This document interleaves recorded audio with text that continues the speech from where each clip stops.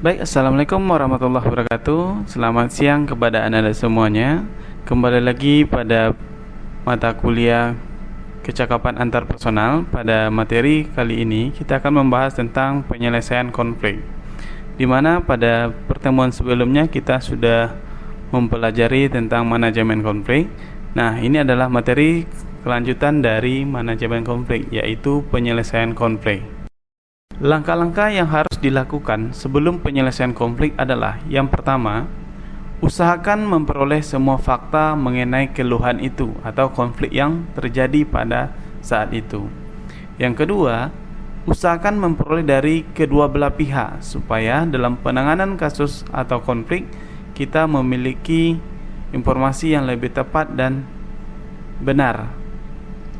Yang ketiga, selesaikanlah problema itu secepat mungkin. Jangan mengulur waktu, karena di saat konflik terjadi, jika diulur-ulur waktunya maka akan muncul konflik-konflik yang baru. Sementara konflik yang pertama belum selesai, konflik yang kedua sudah ada pula gitu. Menurut Wahyudi pada tahun 2006, untuk menyelesaikan konflik ada beberapa cara yang harus dilakukan. Di antaranya yaitu yang pertama, disiplin. Disiplin, mempertahankan disiplin dapat digunakan untuk mengelola dan mencegah konflik.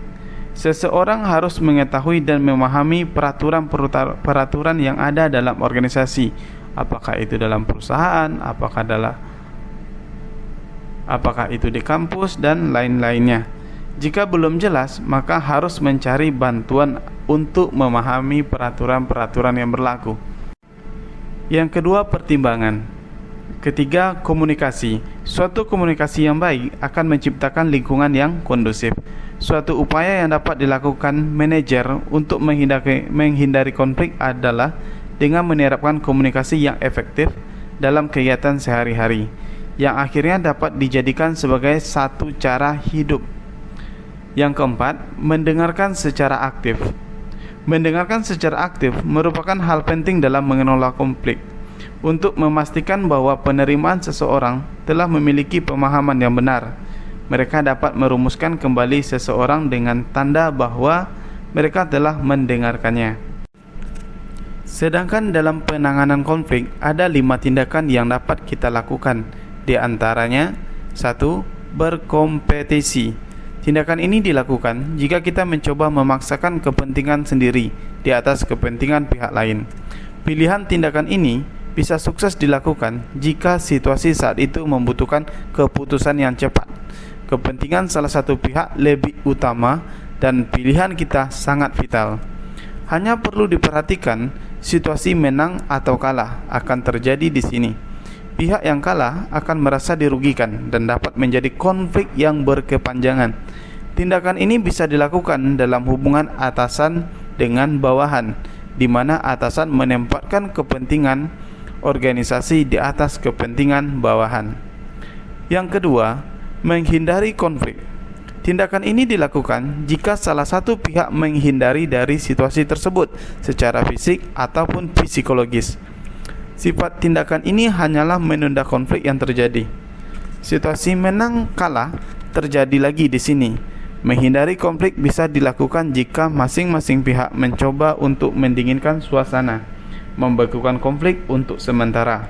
Dampak kurang baik bisa terjadi jika pada saat yang kurang tepat konflik meletus kembali. Ditambah lagi, jika salah satu pihak menjadi stres karena merasa masih memiliki hutang menyelesaikan persoalan tersebut.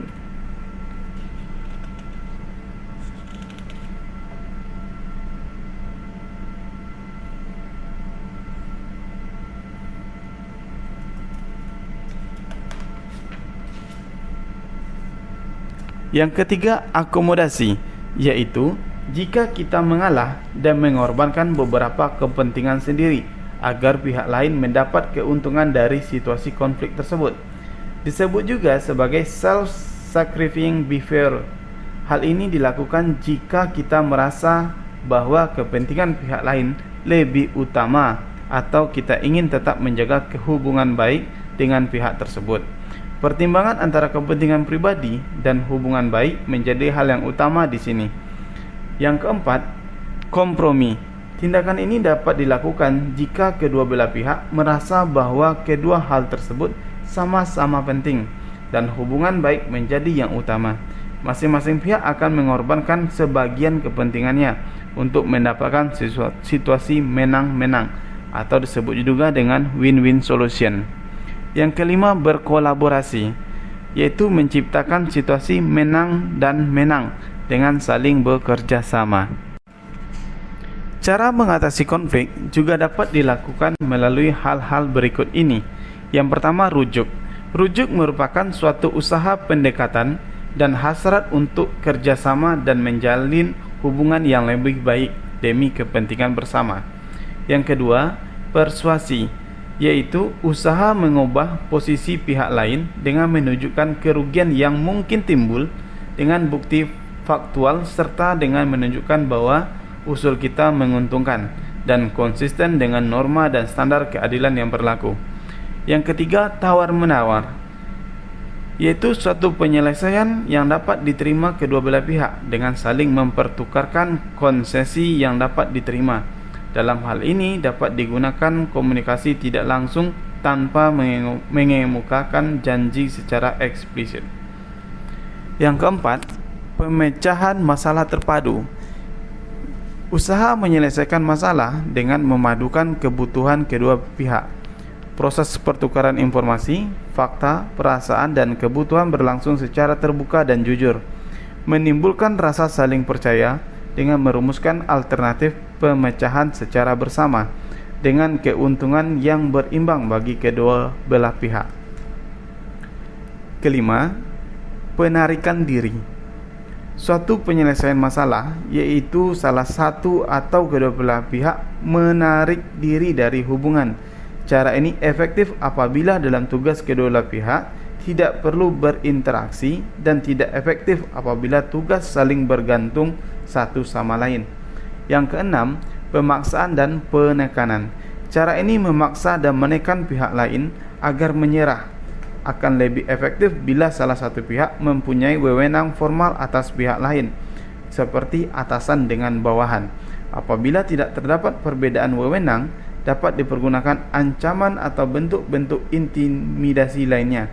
Namun, cara ini seringkali kurang efektif karena salah satu pihak harus mengalah dan menyerah secara terpaksa. Apabila pihak yang bersengketa tidak bersedia berunding atau usaha kedua pihak menemui jalan buntu, maka pihak ketiga dapat dilibatkan dalam penyelesaian konflik dengan cara yang pertama, yaitu arbitrase. Pihak ketiga mendengarkan keluhan kedua pihak dan berfungsi sebagai hakim yang mencari pemecahan mengikat. Cara ini mungkin tidak menguntungkan kedua pihak secara sama, tetapi dianggap lebih baik daripada terjadi muncul perilaku saling agresi atau tindakan destruktif. Yang kedua, yaitu penengahan atau mediation. Menggunakan mediator yang diundang untuk menengahi sengketa, mediator dapat membantu mengumpulkan fakta, menjalin komunikasi yang terputus, menjernihkan dan memperjelas masalah serta melapangkan jalan untuk pemecahan masalah secara terpadu. Efektivitas penengahan tergantung juga pada bakat dan ciri perilaku mediator. Yang ketiga, yaitu konsultasi. Tujuannya untuk memperbaiki hubungan antar kedua pihak serta mengembangkan kemampuan mereka sendiri untuk menyelesaikan konflik. Konsultan tidak mempunyai wewenang untuk memutuskan dan tidak berusaha untuk menengahi. Ia menggunakan berbagai teknik untuk meningkatkan persepsi dan kesadaran bahwa tingkah laku kedua pihak terganggu dan tidak berfungsi, sehingga menghambat proses penyelesaian masalah yang menjadi pokok sengketa. Menurut Ateng, tahun 1992, dengan melakukan olahraga, konflik dalam masyarakat dapat diperkecil atau akan pudar dalam kesehariannya. Menurut Hendrik pada tahun 2001, hal-hal yang perlu diperhatikan dalam mengatasi konflik ada 8. Yang pertama, ciptakan sistem dan pelaksanaan komunikasi yang efektif. Yang kedua, cegahlah konflik yang destruktif sebelum terjadi.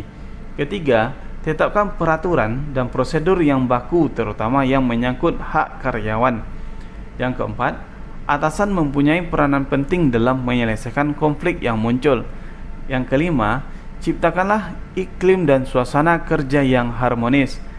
Keenam, bentuklah teamwork dan kerjasama yang baik antar kelompok atau unit kerja. Yang ketujuh, semua pihak hendaknya sadar bahwa semua unit atau eselon merupakan mata rantai organisasi yang saling mendukung. Jangan ada yang merasa paling hebat. Kedelapan, bina dan kembangkan rasa solidaritas, toleransi dan saling pengertian antar unit, antar departemen dan antar eselon. Mungkin itu materi mengenai penyelesaian konflik pada mata kuliah kecakapan antar personal, dan sampai ketemu pada pertemuan selanjutnya. Terima kasih.